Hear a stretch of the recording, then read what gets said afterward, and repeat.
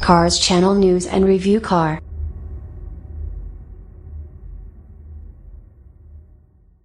(2017) Infiniti Q60S, driven. The Infiniti Q60, formerly the G37 Coupe, soldiered on for an absolute lifetime in car years without a substantial update. Finally updated for 2017, the Q60 is much improved. The Q60 and its competitors exist in a relatively small end of the market, in raw sales numbers. Personal luxury sports coupes aren't at the top of any automaker's sales chart. That said, they're fast, they handle well, and they're sexier than the models that do top those sales charts. Infiniti says the 2017 Q60 is wider and lower than the coupe it replaces and expresses powerful elegance. Its front fascia is dominated by a trapezoidal grille and large Infiniti logo. Menacing headlights feature LED angry eyebrows. The lower edge of the front surface features a secondary grille and, in our tester, fog lights. Infiniti says the 2017 Q60 is wider and lower than the coupe it replaces and expresses powerful elegance. The profile view of the Infiniti Q60S is more bulbous and less angular than American muscle cars, but looks right at home when viewed through the lens of European competitors. A long crease flows from the headlights through the door handles to the rear quarters, while a secondary crease strakes the rocker panels. The most easily identified design element is the crescent kink in the C-pillars. From the rear, the Infiniti Q60S features wide taillights set on a slightly convex surface with a neatly integrated lip atop the trunk lid. A trapezoidal license plate mounting surface just below a horizontal cut line calls to mind the front grille, while a splitter at the bottom of it all houses twin exhaust outlets. Our Infiniti Q60S tester came with a Monaco red leather interior, a surprise to many who saw its liquid platinum gray paint. What looked like a muted sports coupe on the outside was certainly loud inside.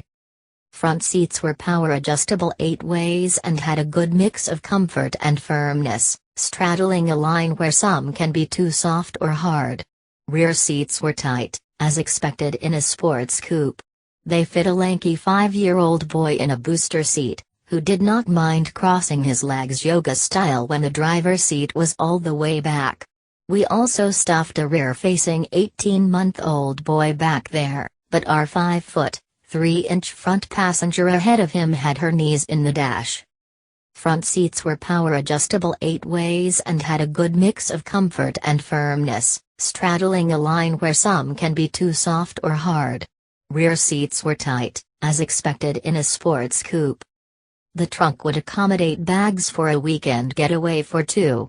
Infiniti says it has a capacity of 12.1 cubic feet.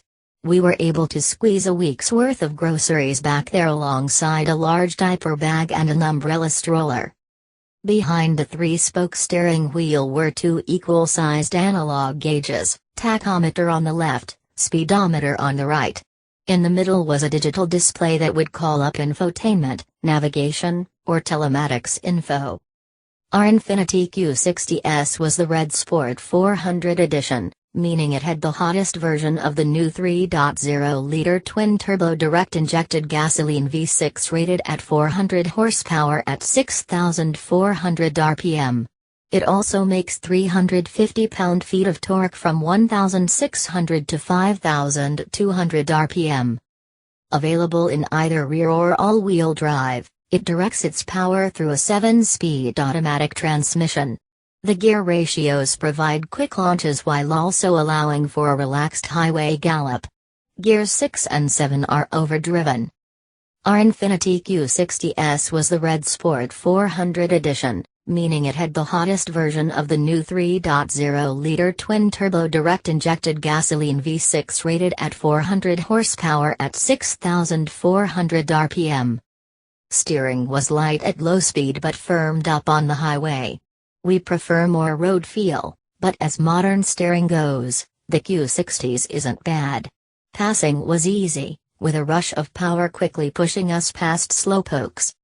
There are two other engine options for the Q60, A less powerful version of the 3.0-liter V6 exists, with 300 horsepower and 295 pound-feet, while base Q60S get a 2.0-liter direct-injected turbo four-cylinder engine rated at 208 horsepower and 258 pound-feet.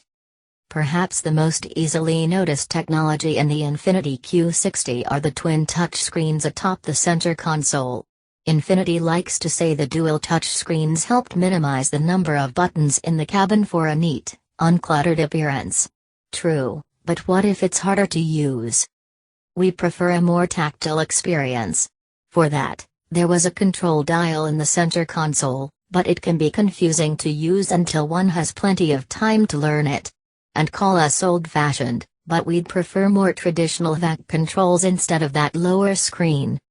Perhaps the most easily noticed technology in the Infiniti Q60 are the twin touchscreens atop the center console. Beyond that, there's a ton of technology that makes the Q60 customizable and quick. Infiniti Drive Mode Selector allows the driver to select from 6 drive modes: Standard, Snow, Eco, Sport, Sport Plus, and Personal. Of these, Sport and Sport Plus make use of Infiniti's direct adaptive steering to vary steering feel and ratio. Both modes make the steering more communicative and more responsive to driver input, with Sport Plus being sharpest. Personal mode enables selection of custom steering attributes. We could choose from Standard, Sport, or Sport Plus, then refine further by choosing which level of steering response we wanted. Our Q60S also featured Infiniti's dynamic digital suspension. Infiniti says it monitors body roll, pitch, and bounce rate and reduces unwanted steering feel and vibration. The driver can select from soft or firm settings within the drive mode selector. Bavaria's entry in this class has a style more distinctive and athletic than the Q60.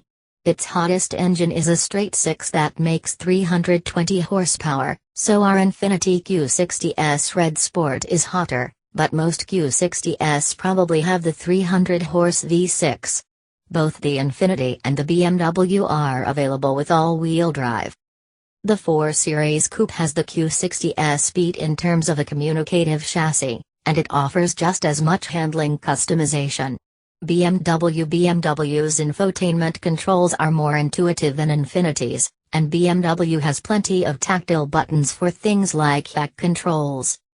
Worth noting, BMW offers the M4 Coupe, which would blow our Infiniti right off a racetrack with its 444 horsepower and super lightweight chassis.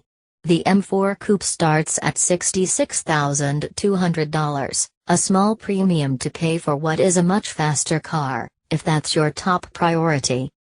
Read our full review on the BMW 4 Series Coupe here.